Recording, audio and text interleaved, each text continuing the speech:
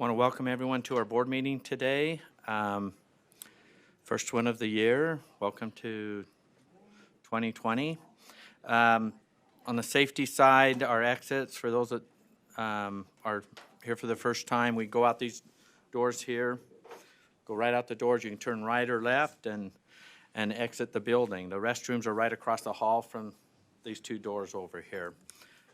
Your safety is important to us. Okay. We're going to dive right into his agenda. We have a lot to get done today. Appreciate board members being here. Okay, we're going to start off with the Pledge of Allegiance. Board Member Lear, will you lead us in that? Will everyone please stand? Join me in the Pledge of Allegiance. I pledge allegiance to the flag of the United States of America and to the republic for which it stands, one nation, under God, indivisible, with liberty and justice for all.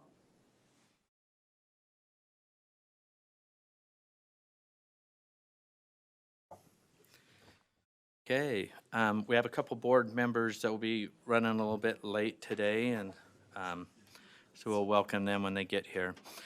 Board member message will be from Board Member Davis.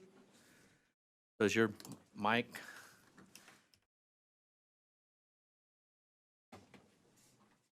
So, am I live? Good morning, everyone. Happy 2020. Morning. So great to see all of you. I've just been thinking about how quickly the last year has gone, this first year working on the board, and just how much I've learned that I don't know, and I'm still trying to learn and figure out. And, I was thinking back to why we are here. And maybe we're all here for different reasons. I don't know. But I remember running for this seat and going out to community meetings or debates or different things like that. And people saying, well, what are you mad about? Like, what do you want to change? What's your agenda? What do you want to change? And I remember feeling a little sheepish sometimes, thinking, I've worked in schools for 25 years. I think we should be about continuous improvement always, but there are amazing things happening in our schools, and I'm not running to overthrow a system. I'm running to support and add and lend, because I believe that our public schools provide amazing learning opportunities for our students. They can always be better. Everything can always be better, but so many good things happen. I think that our schools provide they help to level the playing field, so to speak. They provide opportunities for all children, and I'm passionate about that, and that's why I'm here. But regardless of all of our different ideas or philosophies, I happen to think there are things that happen inside schools. I've seen little miracles happen over and over and over, and I happen to believe that those halls are sacred ground. That's my personal belief. But as a board member, when I stepped into the board, I asked someone who worked here at USBE who no longer works here, and I said, what do you wish that board members knew when they became a part of this state school board? And this person said, I wish they understood group governance. And I've thought about that over and over and over the past year. And I still don't think I fully understand it. But I'm trying to learn and trying to understand how group governance is different than an individual will driving a scenario. And I've been grateful to work with, as your liaison on the Utah State School Board's Local School Boards Association, and working on their board of directors. And one of my assignments as part of this assignment has been to work with their committee on board evaluations, how they are self-evaluating their board of directors, and how then each board, then their executive staff, how those evaluations work, and how the board members are evaluating themselves. And so I just, for myself, I changed the evaluation. I used the exact evaluation that we made for the board of directors on the local boards, and I changed it to say USBE instead of USBA, and I took it myself. And it was really helpful to me and to see where I think I'm kind of doing okay in this area. And then there were other areas where I thought, oh my word, I stink at that. I'm going to change that for this coming year. And so with the chair's permission, I'm going to assume that a non-response is permission. With the chair's permission, I'm just going to pass one of these little self-evaluation forms around to everybody. If you want to take it, great. If you don't want to, that's okay too. But it was helpful for me. And I did read in an article yesterday, in the Costco mailer, Font of All Knowledge, that only 80% of New Year resolutions make it past February. So I'm going to say, do not use this tool to set a New Year's resolution, but if set it for February 1st. If you want to use it as just a little self-reflection and guidance throughout the year, that's my plan and how I'm going to use it to refer back. And if you'd like to use it, I'm going to pass it around for you also. And just want to leave this welcome to a new month and a new year, and let all of you know that I have learned so much from you and from all of our guests who come and share in the public and our staff. I'm learning so much, again, like I said before, how much I don't know, but I appreciate the opportunity to associate with you and grow, and especially to serve the children of this state. They deserve the best, and I think they have it in you all. I appreciate the opportunity, so thanks. Thank you, and please feel free to pass that around for self-evaluation. And just for the board's information, Vice Chair Brittany Cummins, who isn't here, she'll be here shortly, has been working on an evaluation that for us to take for the State Board of Education, and I think it's, a month or so out from, we just been polishing it up, getting it ready to do so. The good timing. I wish Brittany was here. She'd be getting excited about it, so thank you. And next, we'll turn the time over to Superintendent Dixon for employee recognition.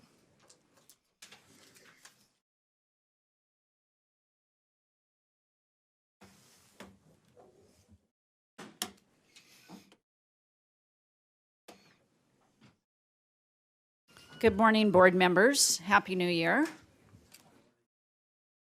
Thank Happy you. New Year. Thank you, Board Member Newell.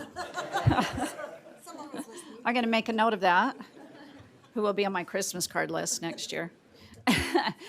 This is really something that I just so appreciate that you spend time on each month, and that is recognizing our outstanding employees. This month, we are recognizing Michelle Martin from Child Nutrition Program. So, Michelle, if you would come up and let me embarrass you.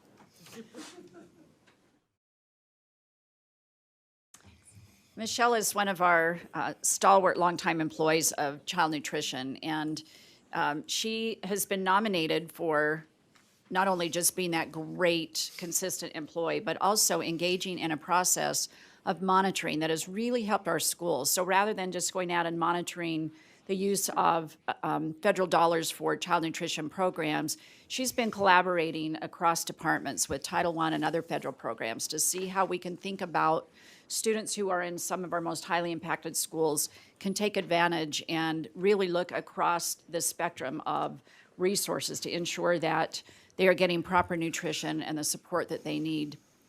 And Michelle is one who's just always willing to think in a systems perspective and think about how together we can do better for kids. So I just love having Michelle on our staff. She's somebody that we all admire and really appreciate. And she just had a baby in November and came back and came into a new role as a coordinator. So she's increased her load as well at home and here at work. So we really appreciate Michelle and are honored to have her as our January New Year Employee of the Month. So, Michelle.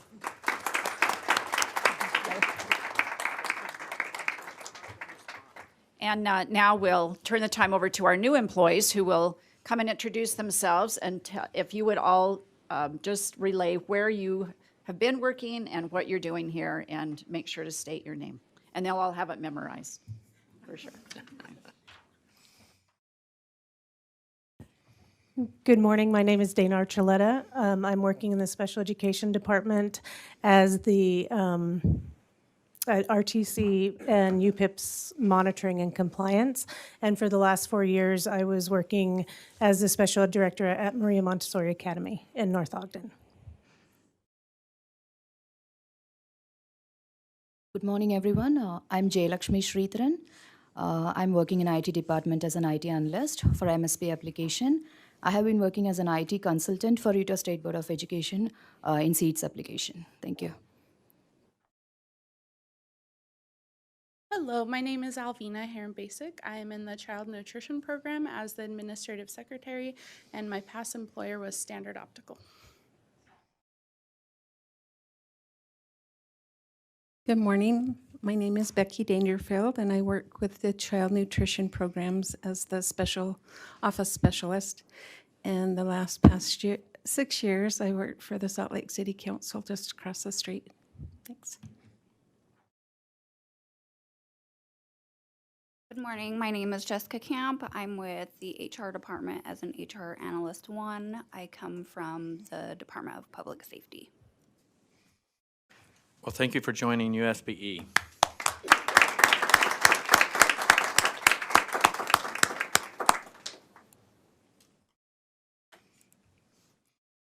Next, we'll turn the time over to our education specialist, Kathy Jensen, on the acknowledgement of our student artwork. Thank you, Chair Huntsman, and Happy New Year to everyone. The artwork today in the front part of the room comes from Harvest Elementary in the Alpine School District. The Beverly Taylor Sorensen Arts Specialist is Kate Watson. What I love about the student work that she has sent to us is the individual creativity that she allows each of the students. You're not seeing 30 of the same thing. And she has each of her students make a artist statement about every piece that they create. So they do a writing component, but more importantly, a self-reflection component. And I would encourage you to take the time to look at some of those. I picked out some of my favorites. This orange and red one is a bear. You might not be able to see that. It's a reduction print. And the student wrote, I got the idea from my parents who were both born in California. It took some time and effort, especially with the bear shape, but it was worth it. Then the stars right here. Since Esther means star in Hebrew, I decided to represent what stars mean to me. Her name is Esther. If the sky has no clouds, then the stars will show. The one that is different, the pencil drawing. This artwork represents my Samoan culture and the Samoan community. I have a deep love for Samoa and wish to go there someday. But I was inspired by my dad and my Auntie Julie, who have been there for me and have taught me to embrace my culture. Then the last one is the colorful orange, yellow, blue with the words on it. Be proud. I think that people should be proud no matter who they are, where they come from, or what people say. I hope that you will enjoy those artist statements from each of the students and take the time to look at the meaning in the artwork that they have created. Certainly, that's one of the goals of our education, is to have students reflect on their own life experiences and have school connect to those life experiences. In the back of the room are aspen trees from all 4 seasons. These come from East Lake Elementary in the Jordan School District. Believe it or not, these were done by second graders. And they used the process of putting masking tape on the paper to block off where the white tree trunk would be. Then they drew a horizon line, used watercolors to do the background, took the masking tape off, and then added the details on the second grade aspen trees.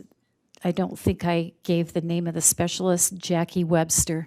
And in all of our 300 BTS schools, there is no more enthusiastic BTS specialist than Jackie Webster. So we thank her for that. Thank you, Chair Huntsman. Okay, thank you. Appreciate it.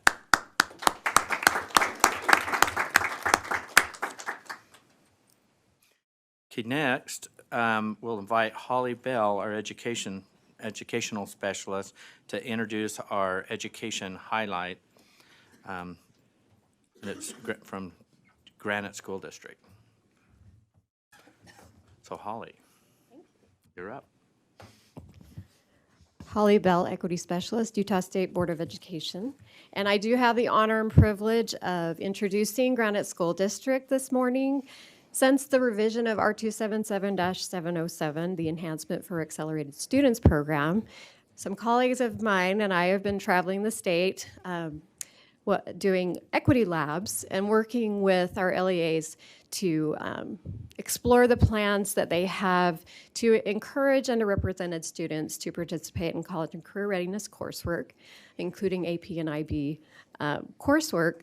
And we have just been discovering some great things that have been happening throughout the state. And Granite School District is really leading out in these efforts. One of the initiatives that they have started in their district in 2018-19 is the Equal Opportunity Schools program. So I've invited them this morning to share that with you, and they have brought with them an administrator, students, a teacher, that I'm excited to hear from them firsthand what is happening in their district. So I don't want to take their time. I want to introduce Sherry Sorensen, who is the Associate Director of Advanced Learning and Dual Immersion for Granite School District.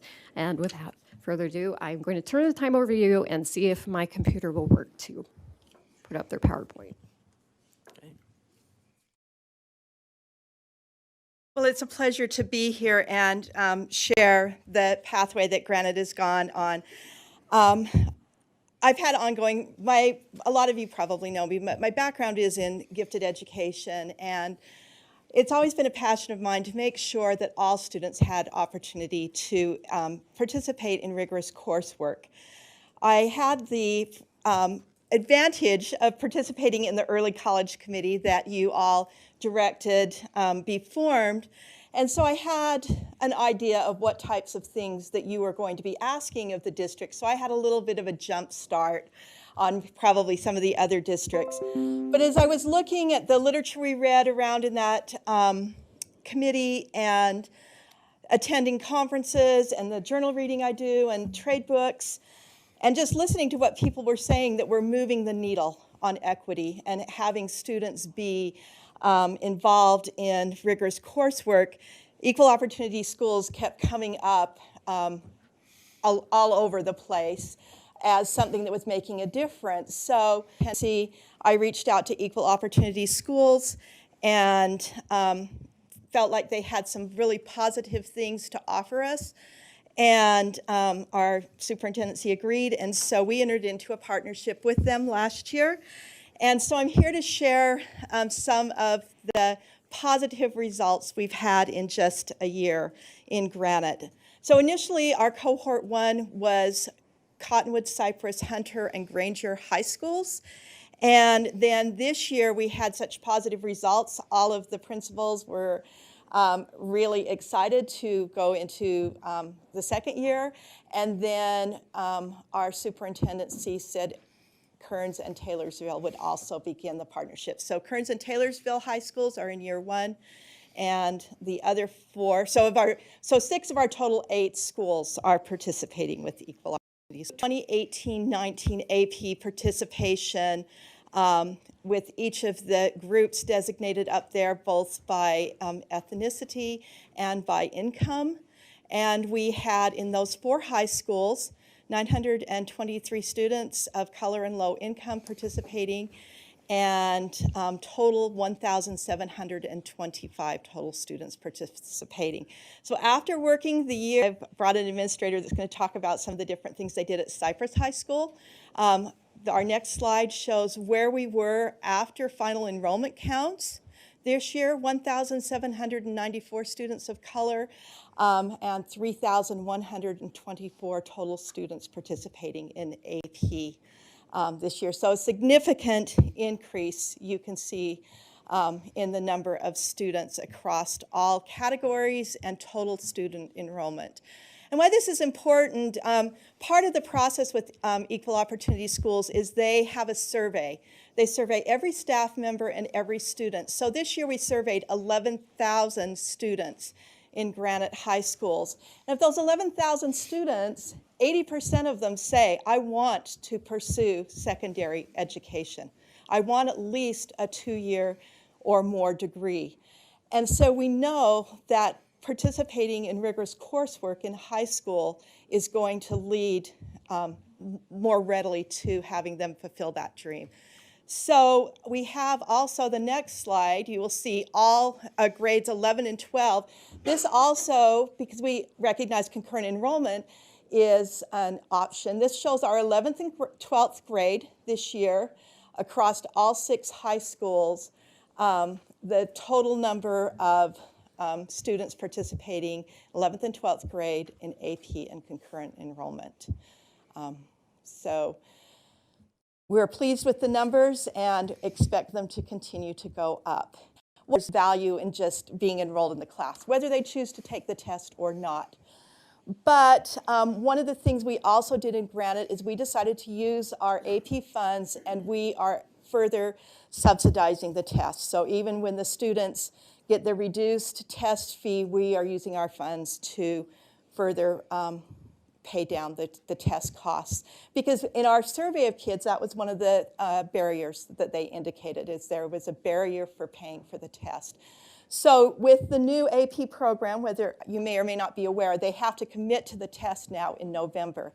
So our next slide shows our increase in test commitment. The dark blue is 2019 test last spring.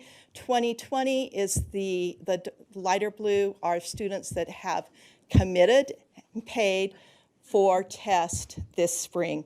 So we've gone from 1,566 total students testing at those 4 schools in 2019 to 2,413 students have committed to the test. So nearly 1,000 student increase in those 4 high schools. So we are really proud of that. And today I have Jen Christensen, the assistant principal at Cypress, and I'll let her introduce the teacher and students she's brought with her.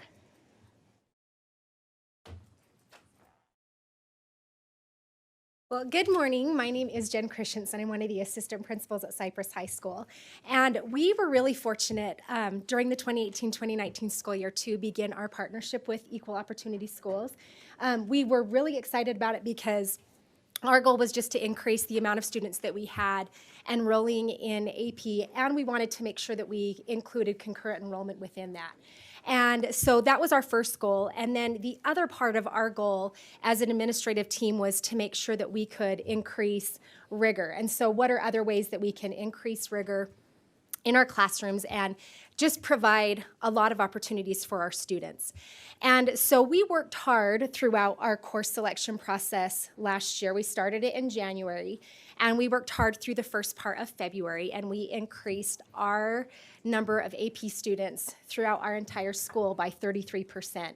And so we were really pleased with that result as a school, and it was due to our teachers working hard, and you're going to hear a couple other stories with that, but it was due to our teachers working hard and the efforts of our counselors and our administrative team just trying to really push and provide opportunities for students to take AP and concurrent enrollment courses.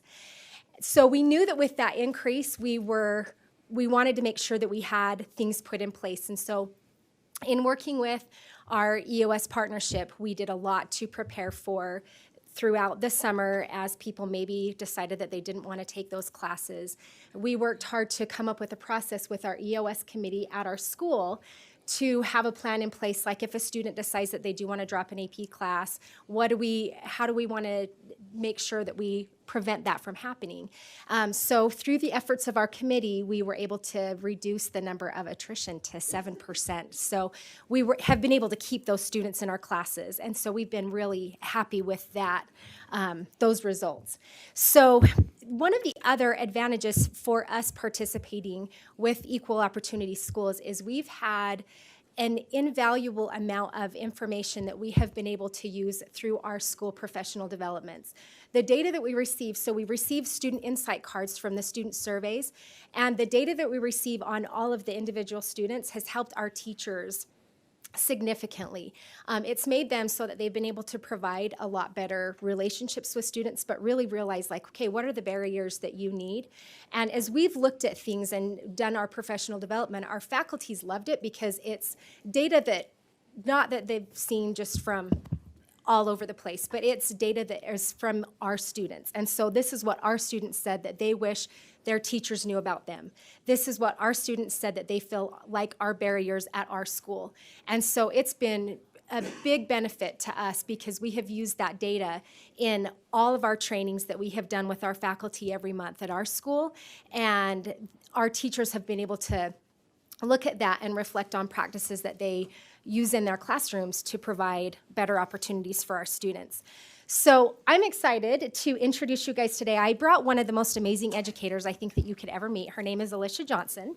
And she teaches our AP World History class in addition to being our SBO advisor. And one of the things that students indicate on their student survey is they indicate trusted. Last year they were called trusted adults and now they're trusted advisors. But our students indicate trusted adults or trusted advisors on their student survey. And Alicia had 245 students from our student body that listed her as their trusted adult at our school last year. And so she has had, she's definitely one of our pillars of, students absolutely love her at our school. So I'm going to turn the time over to her to tell you a few of the things that she did and how she increased, and she'll tell you about the classes, how many classes she went to for AP World History to what she has this year. And then you get to also hear from 3 of our first-time AP students this year. So I'll turn the time over to Alicia. Hi, everyone. My name's Alicia Johnson. This is my 5th year teaching at Cypress High School. Actually moved from Ohio to Utah to teach. It was one of the greatest decisions I've ever made. So I teach AP World History. I've taught it for 4 years. It is a sophomore-only class, so I brought some of my 3 amazing sophomores here. This is the first AP class that also has 3 highly structured essay portions. It's a pretty difficult test, but these kids are rising to the challenge. We cover all of human history, starting about the year 1200 to the present in all of the regions of the world. So it's a lot. When I first started at Cypress, my very first year, I had about 2 sections of AP World of about 30 students, so about 60 kids. Now I'm up to 6 full sections of 30 to 35 students, which is a ton, but it's a good ton, right? That's kind of what we're here talking about today. So I wanted to just kind of talk about, as a teacher, what I did with the EOS information and then how we used it to improve our AP numbers. So last year, after taking the EOS survey and Jen letting me know about the trusted adult stuff and all that, I really worked with the freshman teachers underneath of my classes to kind of help identify students who weren't necessarily in AP classes, but based on their survey results, showed that they could be successful. And based on that EOS data, one of the things that we found out is most students said that the number one reason that they did not take AP is because they lacked adult encouragement. That was it, adult encouragement. And I was like, I can do that. So I went to the freshman course selection classes, and before I went, I surveyed my current AP students, and I said, what does it take to be successful in my AP class? And I was shocked. All they said was attendance and a willingness to try. And I thought, we can do that. We can do that.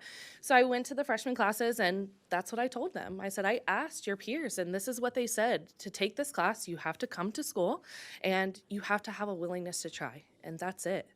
And it was really funny when I was writing all of this yesterday. I had some students after school working on some assignments. It's the end of the quarter, so working on some assignments at the end of the quarter. And I asked them, I said, your first time AP, like what brought you to this class? And both girls said, it was when you came into our freshman classes. And I was shocked again. I'm always shocked by everything. But yeah, so I ended up doubling the numbers for the AP students. And yeah, it's been wonderful. So another issue with AP that a couple other speakers have mentioned is retention rates. We want them to sign up for the class, but we also want them to finish the class and take the test at the end, right? Because that's the point. They want to get college credit. And then another part of the EOS data told us that another reason that AP students, especially underserved students of color, that kind of thing, do not take AP classes is because they don't think they will be successful. Or that it's too much work or too hard. So what I have done, and with the help of the school at Cypress, is we have put a lot of things in place, not only in my class, but also school-wide, where we have, independent study for AP classes. In my class, they can do redo assignments to show growth, retake assessments, get extra help from me after school, like the girls yesterday. And then I also selected a textbook this year that is adaptable for ELL and ESL students as well, which goes right along with EOS. And then we also do a lot of project-based learning instead of traditional assessments, pen and paper tests. So that's kind of where I am right now. I haven't had anybody drop my class yet, so we're doing good. But what I really wanted to do is have you guys hear from the students. So I brought 3 first-time AP students today, Pedro, Daniel, and Litzy. And they are crushing it. Like I was asking, who would be interested in doing this today and who's a first-time AP students? And these 3 raised their hand, and again, I was shocked, right? Because they're doing wonderful, rising to the challenge, all that kind of stuff. So they were asked to share their thoughts with you on the following questions: why they chose to take AP this year, what they hope to accomplish by taking AP classes, what their experience has been like so far, and then why they think it's important other underrepresented students also have the opportunity to challenge themselves in an AP class. So with that, who's going first? Let's see. Oh, Daniel's parents are here. Do you want to take a picture of him? Oh, you can? Yeah. I just want them to know. Yeah.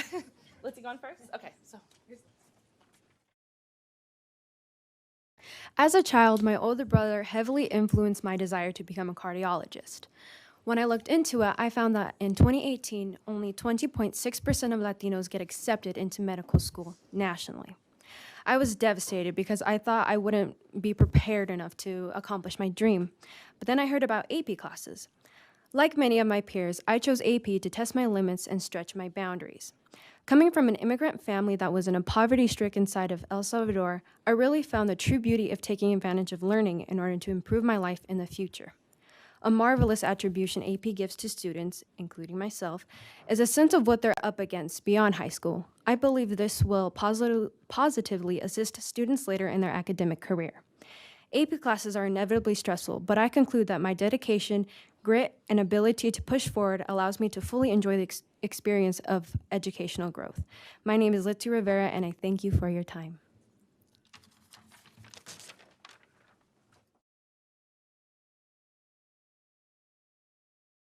Hi, my name is Daniel, and thank you for having me on behalf of Cypress High School and the program which allows students to complete college-level courses during high school. Statistically, in the class of 2017, only 37.7% of the graduating class participated in an AP class.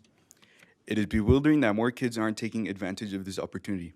I chose to take AP classes because it gives me the opportunity to flex my brain and to test my academic abilities. Another reason I took AP classes is to create new stereotypes for the Hispanic and Latino community. No longer can we be labeled as lazy or job stealers. Soon, Hispanics and Latinos will be known for being hardworking people who deserve a place in society. I really like AP classes because it puts me in an environment with other intelligent collaborators who take education as serious as I do. I think it is important for others to take AP classes because it places them at an advantage for early success. 31% of all colleges and universities like an AP experience when making scholarship decisions. My experience in AP has been a really good one so far. The curriculum is challenging enough to keep me on the edge, yet enjoyable enough for me to feel satisfied. Thankfully, my AP teachers are really helpful and they make me feel as if I truly belong in their class. Without a doubt, I will be taking more AP classes in my following years of high school. Thank you for your time.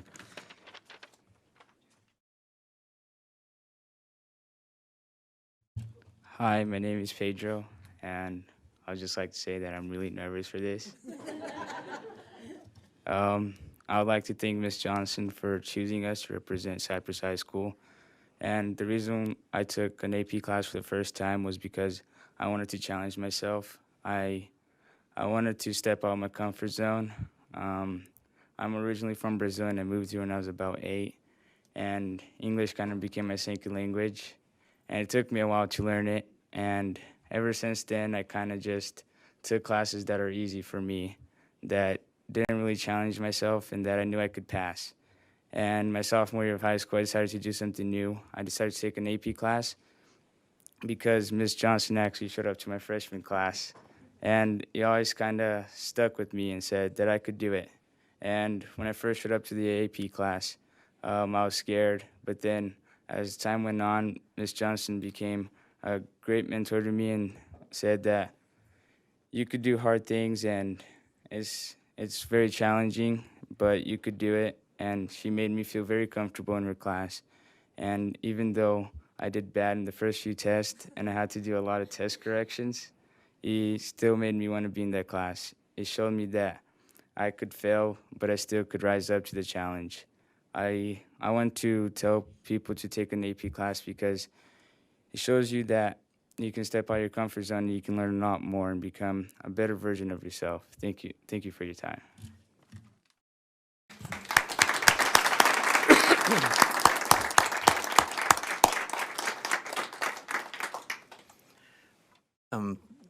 Why don't we have the students come right back up to the front here? Board members, do you have any questions that you or comments for these students?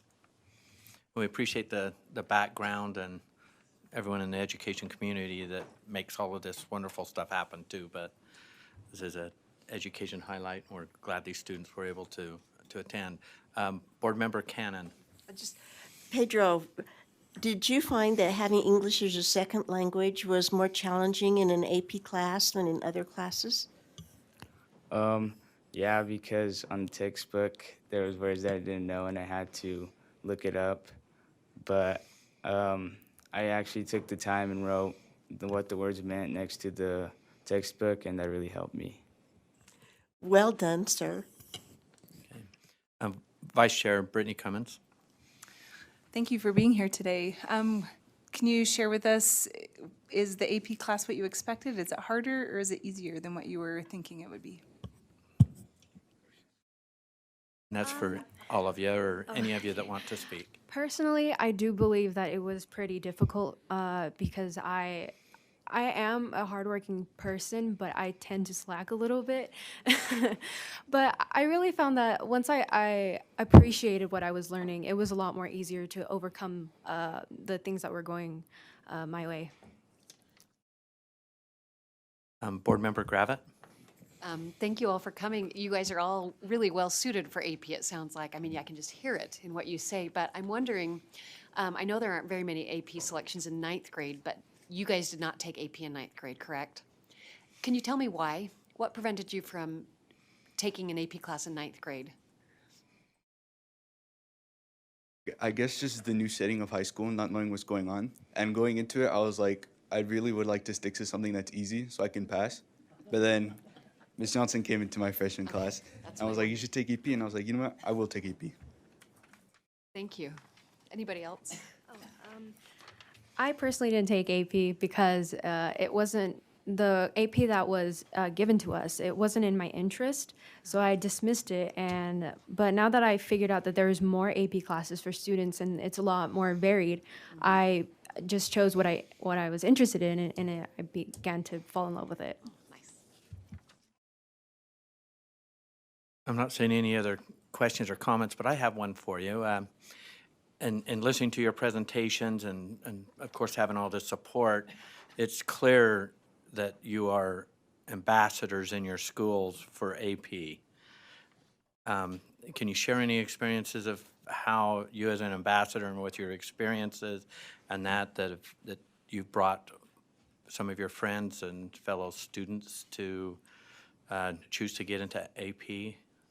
Or is that something that you guys are doing now, or is it easy, hard, or how's that working for you? So I'm part of the swim team, and most of my friends take AP classes, and I was the only one that didn't. And they kind of was like, do it, you can do it. And I just did it, and I kind of realized that I could do it, and they kind of helped me along the way. And having friends that really care about school helped me get into an AP class.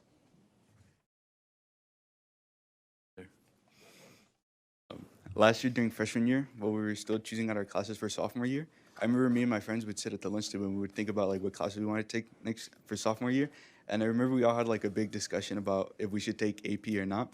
And at the end of it, we took AP, and now we're like very satisfied with our choices.